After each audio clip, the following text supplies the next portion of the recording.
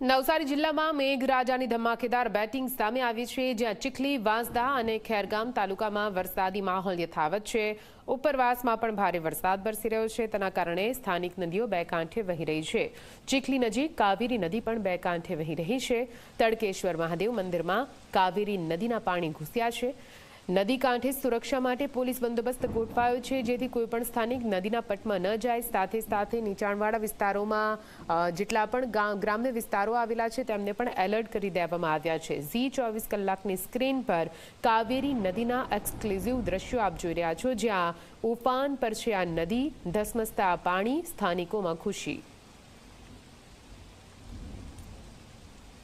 નવસારી જિલ્લામાં ગત મોડી રાતથી શરૂ થયેલા વરસાદે આદિવાસી પંથકમાં જનજીવનને પ્રભાવિત કર્યું છે।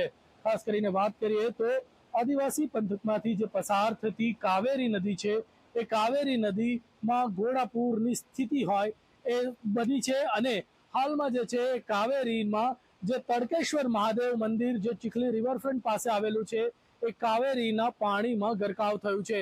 જાણે કાવેરી ખુદ મહાદેવજીને ચરણ સ્પર્શ કરીને જળાભિષેક કરતી હોય એવી સ્થિતિ બની છે। બીજી તરફ જો વાત કરીએ તો કાવેરીમાં જે પાણીની આવક વધતા અહીં જે બંધારા છે એના ઉપરથી પણ જે પાણી પસાર થતા દરિયાઈ માહોલ જોવા મળી રહ્યો છે। દરિયાના મોજા ઉછળતા હોય એવી સ્થિતિ છે। ત્યારે ચીખલી સહિત ખેરગામ અને વાંસદામાં પણ ગત મોડી રાતથી જે વરસાદ પડી રહ્યો છે એણે જાણે જનજીવનને અટકાવી દીધું હોય એવી સ્થિતિ પણ કરી નાખી છે। નદી કિનારે અનિચ્છનીય ઘટના ન બને એ માટે પોલીસ બંદોબસ્ત પણ ગોઠવી દેવામાં આવ્યો છે, કારણ કે લોકો નદીનો નજારો જોવા માટે આવતા હોય છે અને જેથી નદીની નજીક ન જાય એ માટે અહીં પોલીસ પણ ગોઠવી દેવામાં આવી છે।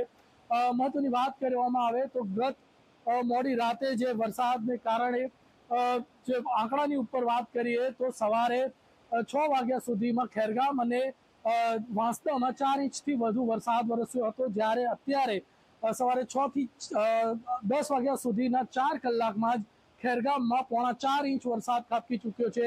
એટલે કહી શકાય કે ખેરગામમાં 8 ઇંચથી વધુ વરસાદ પડ્યો છે। ત્યારે આ વરસાદની સ્થિતિને જોતા વહીવટી તંત્ર પણ સતર્ક થયું છે અને કેટલીક શાળાઓમાં જરૂર જણાય તો રજા આપવાની પણ જાહેરાત કરવામાં આવી છે। ધવલ પારેખ, ઝી મીડિયા, નવસારી।